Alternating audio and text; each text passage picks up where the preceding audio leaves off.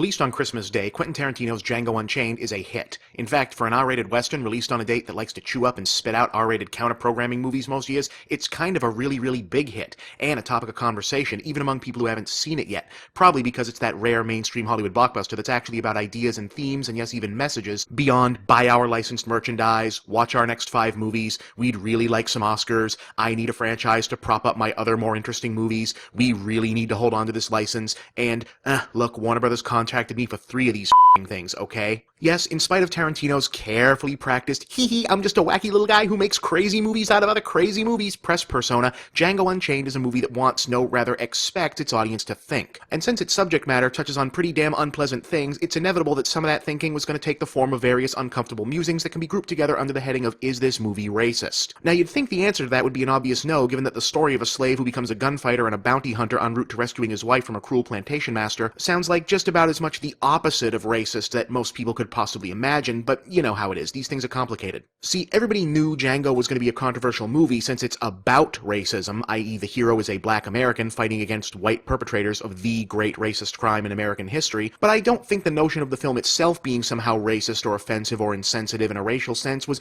really on a lot of radars until filmmaker Spike Lee jumped into the conversation, telling audiences that he wouldn't see the movie because, quote, it would be disrespectful to his ancestors. Now, I happen to think that the bigger context that Spike Lee and Quentin Tarantino have had a long-standing, mutually antagonistic rivalry going on since, like, forever is important here, but either way, Spike is one of America's preeminent filmmakers, and when he speaks, people's ears perk up, and suddenly the pre-release conversation became, is Django racist? Mostly centered, since, people hadn't really seen the movie yet, on the most superficial elements, i.e. the number of times the N-word was used in the film. Answer, a lot. Spike later clarified his opinion on Twitter, tweeting, American slavery was not a Sergio Leone spaghetti western. It was a Holocaust. My ancestors are slaves, stolen from Africa. I will honor them.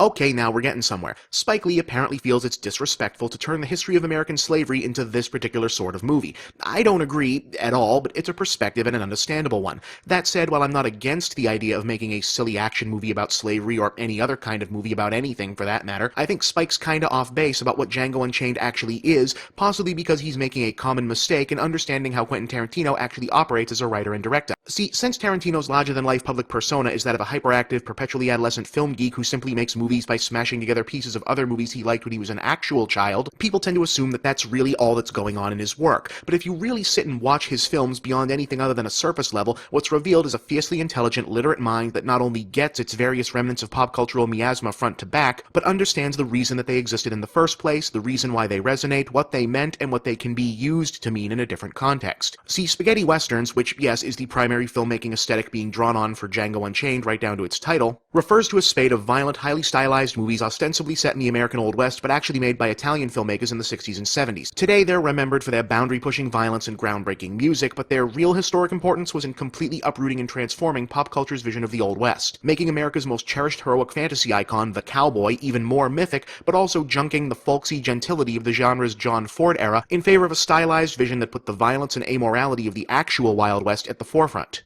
In other words, spaghetti westerns changed the iconography of a heroic ideal by marrying it to its own darker reality, and Django Unchained is playing an even darker version of the same game, taking America's most beloved, mostly imaginary piece of its history and, well, chaining it to the piece of history it would most like to forget.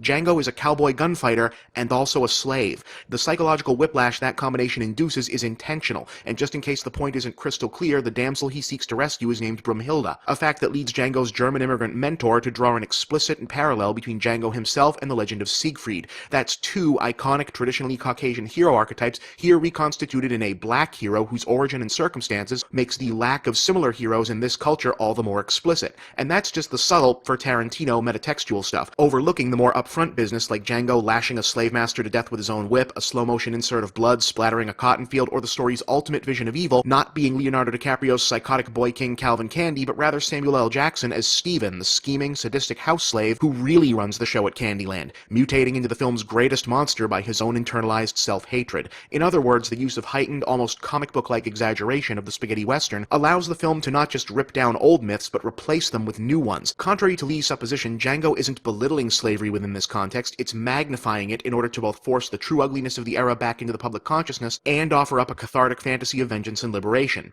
Edgy? Yes. Inappropriate? I don't really think so. Racist? No, definitely not. And furthermore, even if Spike's assumptions proved correct and Django was simply a violent live-action cartoon using the backdrop of slavery for visceral exploitation, I don't really have a problem with that conceptually. The instinct to wall off historical atrocities to only be spoken of in reverent, somber tones is totally understandable, but when we do so, we run the risk of turning them into vacuum-sealed museum pieces that we view as somehow being apart from the real world shaped by their legacy. Ironically, utilizing the more shocking and brutal parts of a difficult moment in history as fodder for a visceral, over-the-top heroic revenge saga will probably make it more real and burn it more explicitly into the minds of many audiences than a dozen more respectful versions might otherwise have done. Of course, that's just my opinion. I'm Bob, and that's the big picture.